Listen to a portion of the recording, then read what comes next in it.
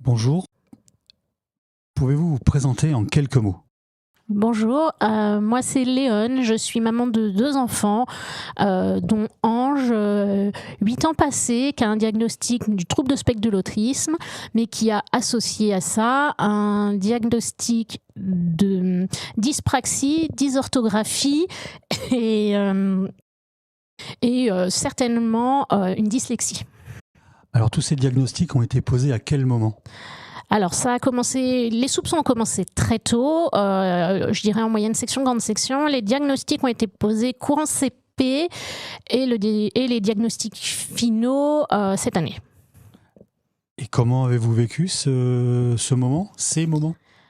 Alors, dans un sens, contente de ne pas m'être inquiétée pour rien, de ne pas m'être imaginé des choses.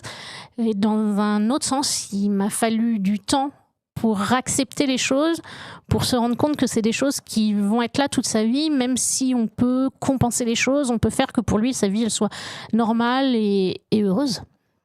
Alors dans ce début de vie, qu'est-ce que ça a changé concrètement? Les adaptations à l'école, pouvoir avoir des professionnels qui aident les enseignants pour que mon fils soit le mieux possible à l'école, qu'il ne soit pas mis en échec et en difficulté. Comme il a des difficultés sur le graphisme, l'écriture c'est très compliqué, donc ça a permis de réduire la quantité d'écriture, d'adapter ce qu'il doit écrire pour que ce soit plus fluide, plus efficace, plus simple pour lui. Et qu'est-ce qui a mis en place concrètement pour ces adaptations?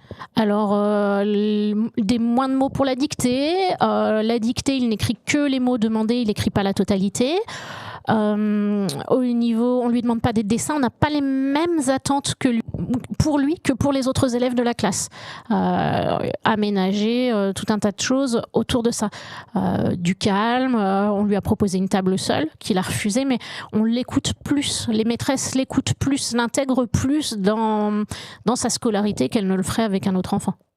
Donc à l'école, ça se passe bien avec les enseignants et avec les structures, mais est-ce qu'avec les copains, copines, ça se passe bien? Alors non, c'est compliqué, hein. J'ai victime de harcèlement depuis, je dirais, la fin de moyenne section, grande section. Là, j'ai l'impression qu'on en voit le bout. Les enseignants ont mis en place beaucoup de choses, ils ont fait appel à beaucoup de monde.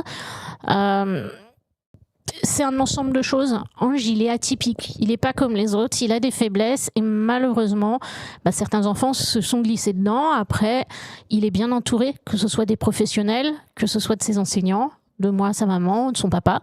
Donc on fait tout pour que les choses cessent, qu'ils soient bien intégrés. Et ça s'arrange. Et alors aujourd'hui, dans votre rôle de parent, justement, comment vous sentez-vous? C'est difficile. Après, j'ai su trouver de l'aide auprès des associations, mais c'est difficile. On se sent au départ seul, on se sent perdu. Mais une fois qu'on a commencé à parler avec des gens, on se rend compte qu'on n'est pas tout seul, on se rend compte qu'on est plusieurs. On peut partager notre expérience et les trucs et astuces des uns et des autres. Les professionnels de santé viennent ajouter des choses. Des compréhensions. Moi, ça m'a permis d'aller chercher des informations, des documents, des textes, ce qui était paru comme étude scientifique pour mieux comprendre, mieux adapter. J'ai arrêté de me sentir une mauvaise maman, une maman qui ne savait pas élever son enfant. J'ai arrêté de me sentir coupable. Et est-ce qu'il y a des choses qui restent encore difficiles au quotidien? Oui. Ouais, il y a beaucoup de choses. Mon fils fait encore beaucoup de crises. Là, je suis en plein dans les dossiers avec les médecins scolaires pour que tout ce qu'on fait avec les instituteurs soit inscrit, puis suivre d'une année sur l'autre. Et on se fait retoquer à droite, à gauche, parce qu'on n'a pas mis le bon mot, on n'a pas joint le bon bilan, parce que tel médecin dit il faut telle chose et tel autre dit non, en fait, moi, je veux ça. Donc, c'est pas facile. On passe énormément de temps dans de l'administratif, dans des dossiers qui sont pas évidents parce qu'il y a beaucoup de choses qu'on fait d'instinct et qu'on voit pas, donc on pense pas à signaler. Et donc, qu'est-ce qui vous aide le plus là actuellement? Les autres parents des associations que j'ai pu rencontrer. Et de quoi actuellement auriez-vous encore besoin? D'une aide administrative précise, je dirais un peu comme on pourrait avoir une assistance sociale dans certains cas, mais qui puisse aider sur toutes ces démarches administratives qui sont complexes, qui sont longues et qu'on ne voit pas. Je ne peux pas, j'essaye de faire par moi-même, je ne peux pas entièrement me reposer sur une association, des bénévoles. J'aimerais que l'État, que des gens mettent en place des personnes spécifiques dont c'est le travail de nous aider pour s'orienter, mais pour monter les dossiers administratifs qui sont, à mon sens, lourds, complexes et pas évidents du tout à réaliser. Et pour finir, quel conseil donneriez-vous à un parent qui vient d'avoir un diagnostic ? Rencontrer d'autres parents par le biais d'associations, par ce biais-là, il y a plein de choses très bien qui existent.